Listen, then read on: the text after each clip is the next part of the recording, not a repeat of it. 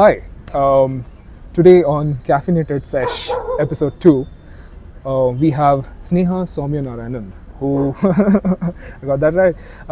She is my super junior from UIT, and she was pursuing industrial design back in college.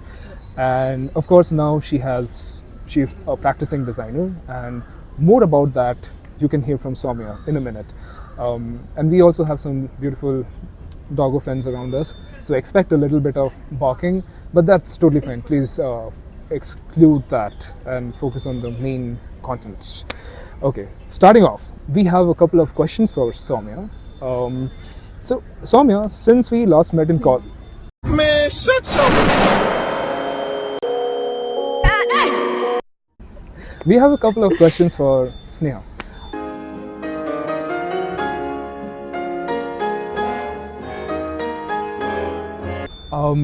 Going back, last time we met in college, it was way early. You were still in second year of the degree, right? Yeah. I think I was in the third year or something, or the final year. Yeah, final year. I was in final year. And so, tell me, how has your career evolved from that point, and what are you working on right now? Okay, so I think when we met, I was doing the odd internship, just trying to make sense of what design actually was, and I still don't know if I have the answer.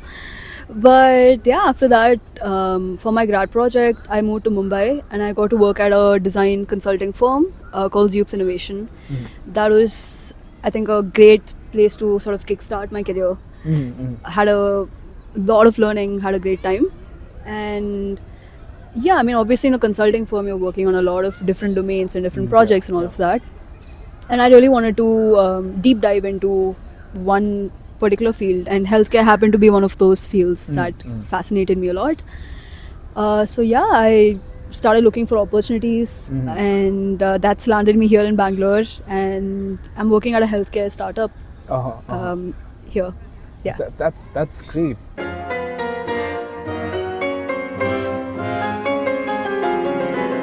So Sneha, what made you kind of like jump from industrial design to pursuing product design, like UI UX, purely in terms of UI UX?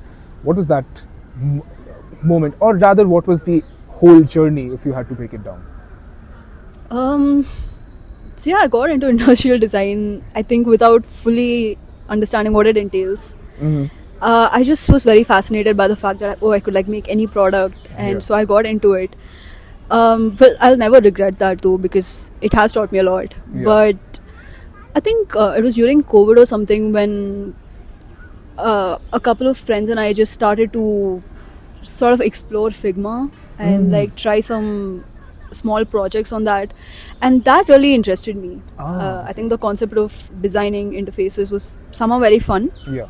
I didn't even know there was something called UX back then. I had absolutely no clue. Oh, wow. I didn't know there was such a field. I don't know how big it was. But yeah, I just happened to make a lot of these mock apps and websites and all of that. Did a couple of projects like freelance and all of that. It was something that started becoming really interesting. And then, you know, that summer internship that everyone has to do. Yeah, I think after your third year or something. So during that time, I was very clear that I want to do a UX internship. And also what happened is industrial design, like the course started getting more complex, right? You're no longer just making cute things.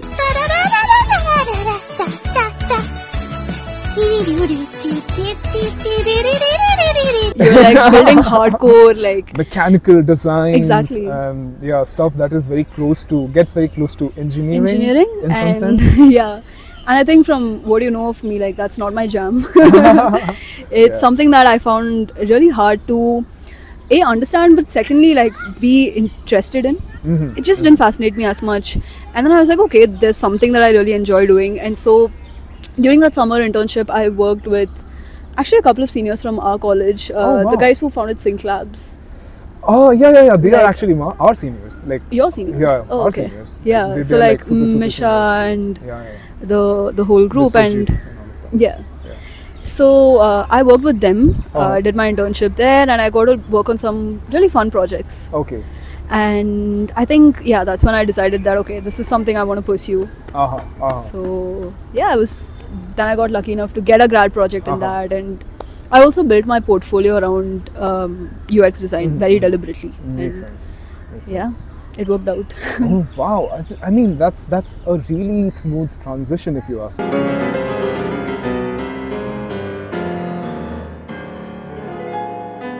I've seen a lot of people who actually, out of the blue, would just randomly jump to another field Yeah. because, let's say, they're not getting enough opportunities. Yeah, and absolutely. nothing fair with that approach. Sorry, nothing wrong with that. No, nothing that's fair. true. Nothing wrong with that approach as well. Yeah. But I think this is more meaningful and Very organic.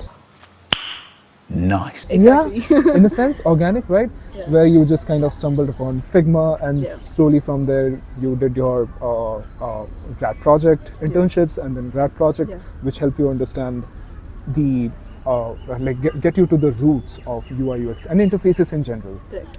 Yeah, so that's amazing. Certainly something, if people out there, you are looking for transitioning to UI UX, this might be one of the ways you can go about it. Yeah, And, absolutely. yeah, rather than taking a leap of faith after graduation, you can start your journey before you graduate. Yeah. You can get into internships, you can do freelancing, and Just build like mock projects, mock to projects put on your also. portfolio.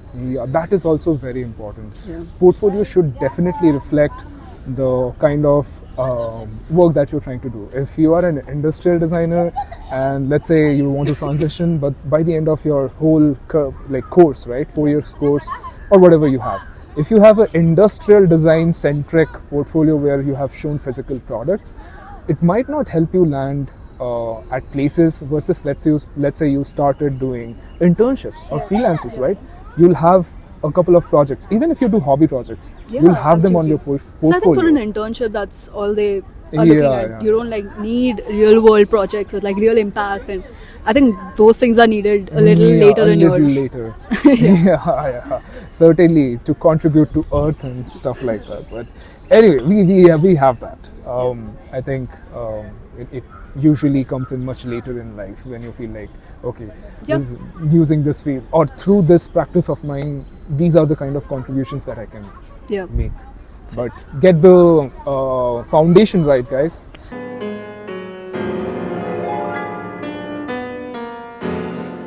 What's the most Sneha, I have another question for you.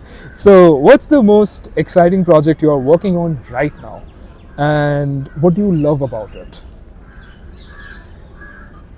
So I think the fact that I'm finally working in a domain that I'm really excited about and I've wanted to work in, I think that in itself is exciting. I don't know how much I'm allowed to say about the projects I'm working on. Totally, It's just like the song. totally feel free to. But you will soon hopefully see it go live, and then I can talk more about it. But I think it's interesting because the product that I'm working on, not only is it consumer facing, but there is also the aspect where a doctor is using the software. So I've just started picking up smaller projects, and it's been good. So I'm excited to see how like the larger how it pans out in the exactly larger scheme of things. Yeah. Wow, that's great, Sneha.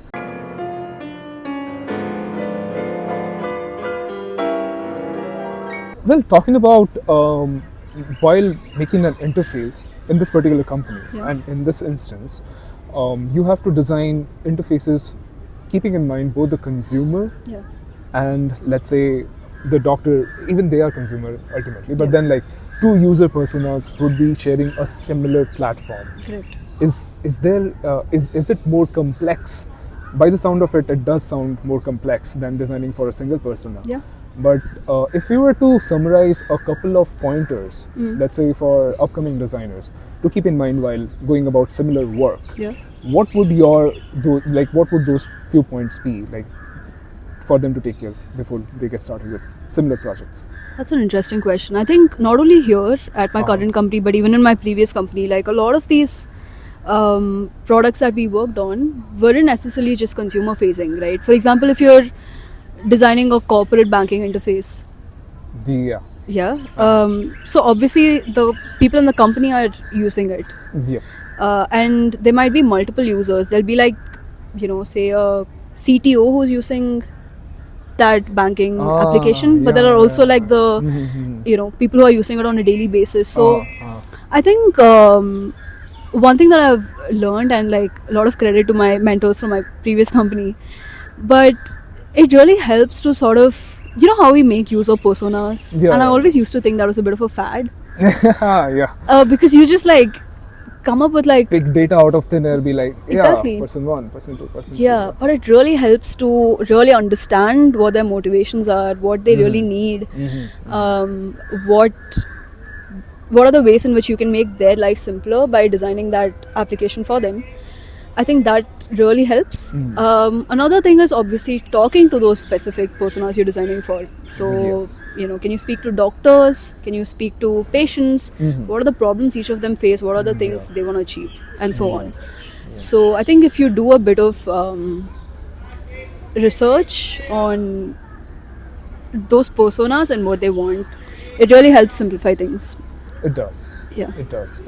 So just to let's deep dive a little bit into that particular user persona segment of the designing an interface, right? Yeah. So you just said like it sounded fad way back, Yeah. and I think what differentiates it from being a fad and actually data-backed research is when you interview such people, rather than just picking data out of thin air, or let's say computer-generated, AI-generated, whatever. Like just like doing some Chat GPT research and pulling out like, hey, this is what that person does, this is their lifestyle, versus when you go and actually interact with them to get data. Right.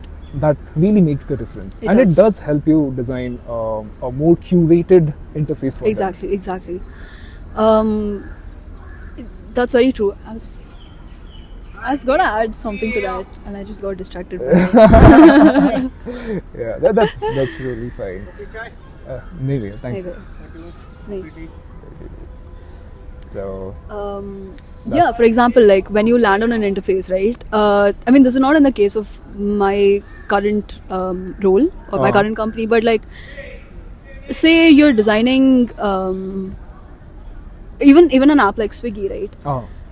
You have the driver side of things, which a lot of us don't even like know about, right? Yes. And then there's obviously the people who work at Swiggy who are like their sales team or their customer support, and they have different interfaces. And then we, the end users, just get like a very sleek, beautiful app that we can use. But obviously what you are seeing is not what the driver is seeing. He just wants to see I'm guessing the map, what his current order is, where he has to go pick things up. Exactly. His like ETA or whatever's been assigned, like how much he can potentially earn. So every person's motivations are going to be different. Whereas I just want to see like the best mac and cheese near me. Coupons, deals. Exactly. And you're right. I mean, but even to design for one persona, you have to. I think that's the thing, right? Like you said, when you interview the users, you know what their priorities are. Like, is it to get the fastest, like food as fast as possible, or is it to get more discounts? What are people really looking for? And I think all of this is like ongoing research. It's not like I just sat with my user one day and like now I know all the answers. Yeah. I also think it's very, it's highly iterative as well. Yeah. For example, needs. I mean, they might be stagnant overall, but then requirements do change from time to time. Yeah. Like their priorities, let's say, if not requirements, priorities might also shift. Correct. Let's say if a person's income level goes from a certain threshold to a certain higher threshold, the way they used to order before and the way they are used to ordering. I'm just picking a very niche example. Yeah. But then, even within a person's even within the same person's lifestyle, things do change from time to time. Absolutely. And do taking care of them, like the only way you learn about those things is when you actually sit down and interview those people. Yeah, very true. Yeah, that's very like in fact cool. Even in the banking example I gave, right, not every user is the same. Like you might have HNIs, like high net worth individuals, and their interface won't be or like shouldn't be looking the same as a regular use, like a college kids interface, right? Yeah, totally. I mean, think like very premium luxury sort of interfaces versus a regular functional interface. Not to say that should look ugly, but yeah, like I think that point of delight comes from really curating interfaces Exactly. for the personas you're Exactly. making.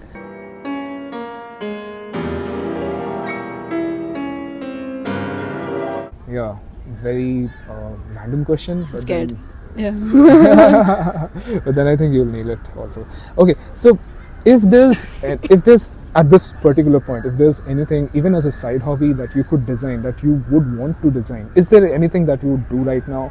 And if yes, what would it be and why? Oh, that's a good one, and I've thought about this a lot. Uh-huh. I've always wanted to design experiences beyond just like an interface. Uh-huh. For example, like my friend Madhu and I, when we were in our final year of college, we curated this food experience event in Ahmedabad. Oh wow. Where so that's like this type of lentil dish called sundal in Tamil. Okay. It's a South Indian dish. Uh-huh.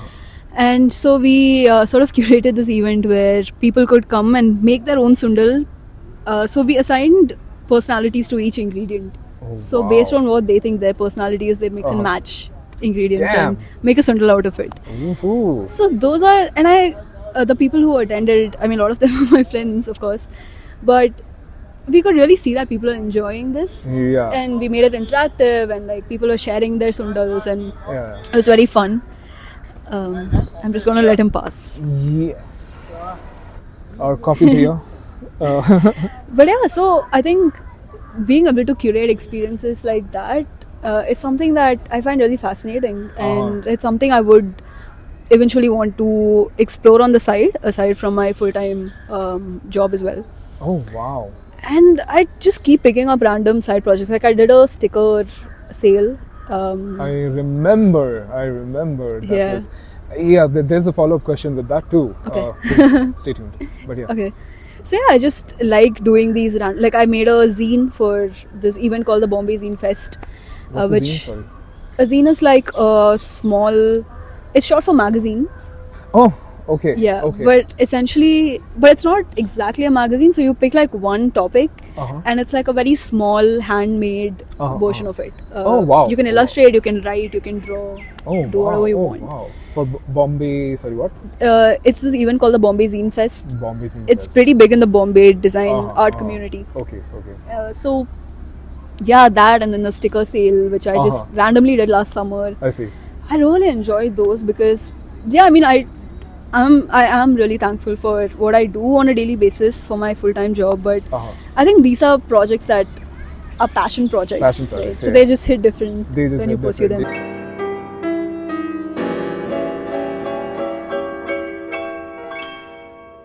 Yeah. All right. So one question which is very interesting. So I've been following Sneha's artwork on Instagram for the longest time now, Wow. and she has some amazing illustration skills, and Thank you. I kid you not, like they are really good. I'll leave a link down below. You guys can definitely check it out. And I was also very curious. So, have you ever thought of pursuing a career as a professional illustrator, or is it something, because the way you sketch, the way you do storytelling through those illustrations, it's very profound. At least I found it very profound. So I'm just curious, like, have you ever thought like maybe this is also something interesting that I want to do down the line? I think as a kid I've thought about it, Okay. but I don't think I ever took that. I never thought of it as like a professional career path. Okay. I think it's one of those few things that I still do purely for my own like satisfaction and not to make money. But that being said, it has helped me make a bit of money. Like And the sticker sale. yeah, the stickers for example, or the zines, or Yeah. I have done like a couple of freelance illustration projects. Uh-huh. So is something that if someone wants me to do it, Yeah. and if I can make a bit of money from that, sure. Yeah, Or if I want absolutely. to sell my art, it Yeah. helps. So in that zine fest, I was also able to sell some of my artwork as prints, Oh, and wow. Oh, people really wow. liked it. Oh, wow. So it helps, but no, I don't see myself like pursuing art Okay. as a. I think it's too risky. Like I cannot let something so close to my heart just become my full-time Yeah. profession. Like, Mm-hmm. I don't know how it'll go. It's. What about you? Like, have you ever thought about? I don't do illustrations, but yeah, I did. I used to do a lot of paintings back then, like before I was in college. Oh, okay. After college, like everything became very technical because I got into industrial design. Yeah. But art has, and also being a Bengali, yeah, not to boast about it, but No, or like to prove anything. in your blood. Yeah, it's like music and painting, like, or art in general, it's Yeah. already something that you are kind of like fond of growing up. You are somehow, you have those things, or let's say attributes inside you. So in similar fashion, I'm always constantly fascinated by art in general. As it goes for pursuing it, I still see it as a hobby. Yeah. I would love to do paintings, get back to paintings like actual canvas watercolors, or Oh, you did know. watercolors? Yeah, I did watercolors. Wow, And nice. I also did canvases back then. Okay. But yeah, like getting to physical mediums rather than doing it on Procreate is something I really look forward to. Yeah. But not making a career out of it. Okay. More like self-satisfaction Got it. thingy. So Makes yeah, sense. that's very similar to Yeah. what you just said, and hence the deep admiration for Sneha's work. Thank Okay, you. guys.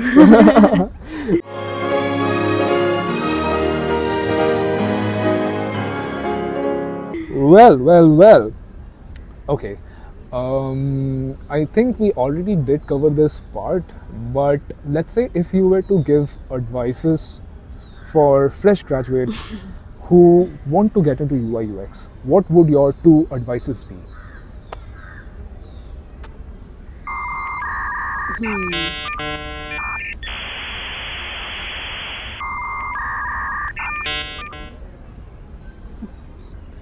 I think UX can be a very interesting field for some people, but I know that a lot of like peers or classmates who tried to get into UX because industrial design wasn't working out for them, and I've seen them really like resent it, because these are people that want to work with their hands and like work with materials and Yeah. They need physical products to work with. Yeah. But I think that aspect definitely is missing in a sense when it comes to interface design or software design. So that's one thing to keep in mind. Like, and I think the way to figure that out is to do those projects. Exactly. Right? There is no one size fits all answer. So if you're in college, or if you're considering getting into interaction design in college, really think about it. Maybe like look at tutorials online, try building some stuff to get a taste of what it will be like. Yeah, totally agreed. 100%. Because for a lot of people it can get really boring real fast. Yeah. And maybe at the moment it does pay better than some other disciplines, but I mean, there's nothing wrong with doing something just because you're going to earn from it. But yeah, nothing wrong with that. like see if that's If really it's what you want to sustainable, do. if it's sustainable. I think there is a good future for like digital product design. No, as in for sustainable from interest POV. Oh, yeah. Like if you are able to sustain that interest for Correct. longer time periods. Correct. Because if you're not, chances are you might end up resenting it. Absolutely. And also another thing, this is just like my opinion, might be unpopular, about pursuing UX as a course or interaction design. So our college introduced interaction as a discipline when I think I was in my final year. I do remember hearing about it. But Yeah. So it wasn't there when like we were entering college, right?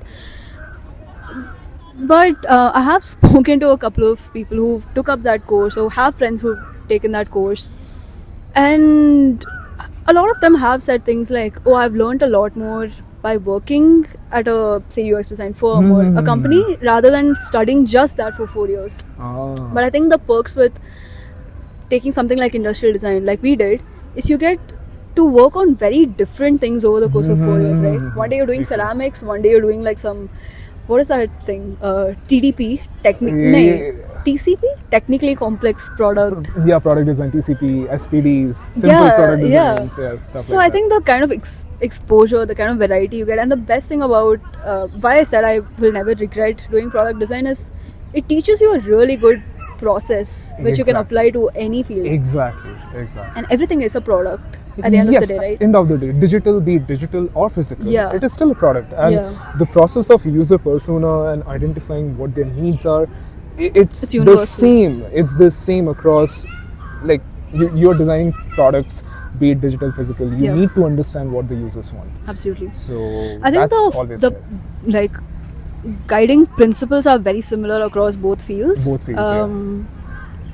And of course, I do not know what they teach in this interaction design, not just in our college, but any college for that matter. I don't know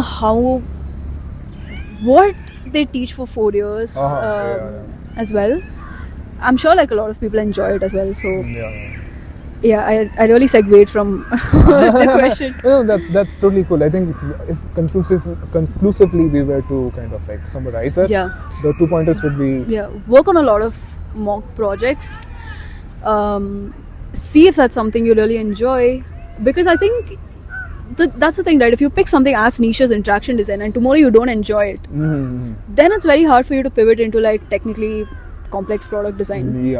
Whereas in PD you get a sense of all of those things, and then you can eliminate what you don't like and then stick to the stuff that you do like.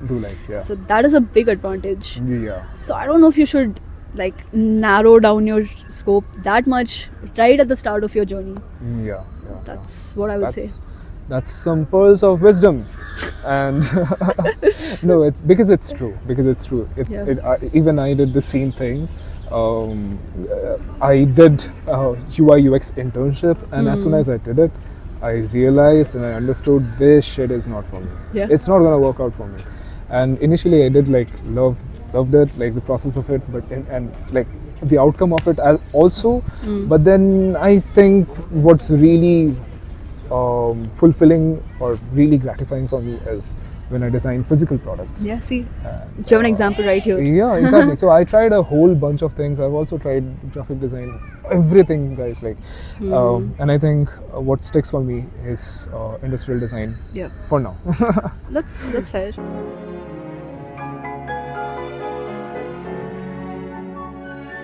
So outside design, how do you unwind? How do you unwind outside? Like, let's say on the weekends, or let's say if you wanna just relax, you know? Because being a designer, everything we do on a day-to-day basis, alright, feels like we are participating in some part or the other. Like, okay, we have to get this done. We have to do this right. What do you do outside design to kind of like relax and unwind? Is there anything in particular? A few things, music is a big escape for me, and I listen to a lot of like old Tamil songs, like 80s, like the stuff that my parents grew up listening to. That's my jam. I listen to some Carnatic music once in a while. So music is a big, it gets me going, honestly. And I also like listening to like fast songs. Music, art. Contrary to what a lot of people have asked me or like probably think of me, I don't sit and sketch every day. I don't make illustrations every day. They say that? Yeah, they're like, oh, what did you make this week? I'm like, no, I haven't touched my iPad in months. But when I do, it's very relaxing. I think it's something that just gets you in the zone, right? When you're creating art, just lose track of time. I, connect with my family, friends. Once in a while, I like cook for the sake of cooking. Like other times, it's just like to have something to eat, right? But sometimes it's very rare. But like I just make like a nice rasam and That's like Yeah. rasam for the soul. Oh. Soulful rasam. I enjoy that. Yeah, so stuff like that. And yeah, I think in Mumbai and here, like I like going out to, I think like these art fairs or like exhibitions or craft exhibitions, Yeah. stuff like that. Yeah. Those are fun. Mm-hmm. So find your jam and stick to it. Like unwind, do things, cook if you want to, Yeah. listen to music, make music if you want to also. But it's go out, step out, meet new people. It always helps. Yeah. It always helps. As I say this, I realize I should do these things more often. I don't do it as much as I would like to. Yeah. You know, part of the series is for me to initiate that Yeah. for myself. Yeah. So see, otherwise It's I like would. an awakening for yourself. Yeah, totally.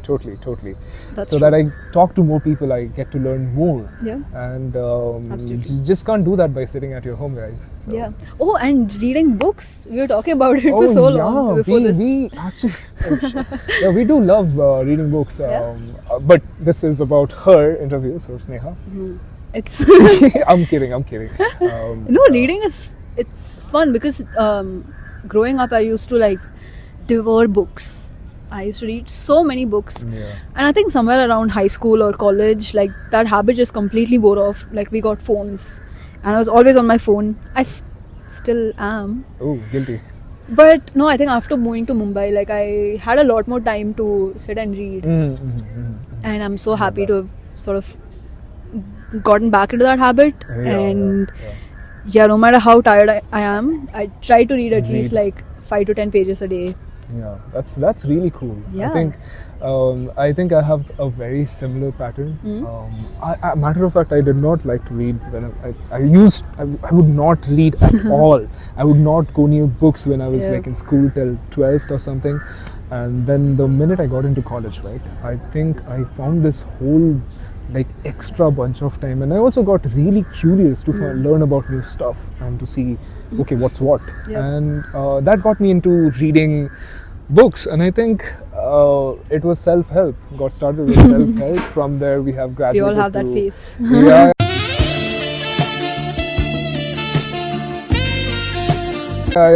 Existential crisis. Why did I choose design, etc.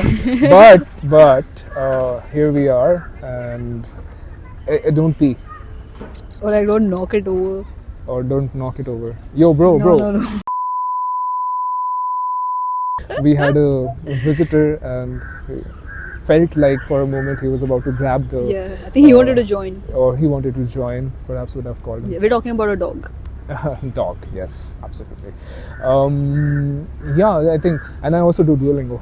I learned yeah? language. Yeah, German one? language. Have you made progress? Have you learned? I've learned, ich spreche, like Deutsch, yeah. Ich spreche Deutsch, very little.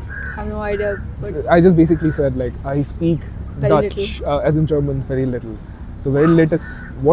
The very little of German I can't really translate it. I can't remember what it was, but yeah, I know the basics. I think I can do like understand if somebody were to speak to me in Dutch. Oh, really? Yeah, but I wouldn't be able to reply back to them. okay, that is a good start. Yeah, that's a good start. But I'm trying to like get to a good proficiency where I could also communicate. Wow. Okay. So we do that. Yeah, I had this phase of trying to learn French on Duolingo. It's just not my thing, man. Yeah. It's fine. Maybe I also picked the hardest language out there to learn. Yeah, is it? I'm not sure. I think in general, learning languages isn't my. Yeah. Oh my. But then you sure do read books. Yeah. English books, yeah. English books. Yeah. we do though a lot of that. All right. It was lovely having you. Yes, over thank you. this second episode of Caffeinated Sesh. Yeah. We don't Neither have of us are caffeinated. neither of us. We are high on hot chocolate though. Oh my god, yeah. Yeah, some That lovely was some hot chocolate. good hot chocolate. Yeah, but stay tuned, guys. I'll drop all the links where you can find Sneha's work and also connect with her if you want to. And thank you, Sneha. Thank you. I enjoyed this.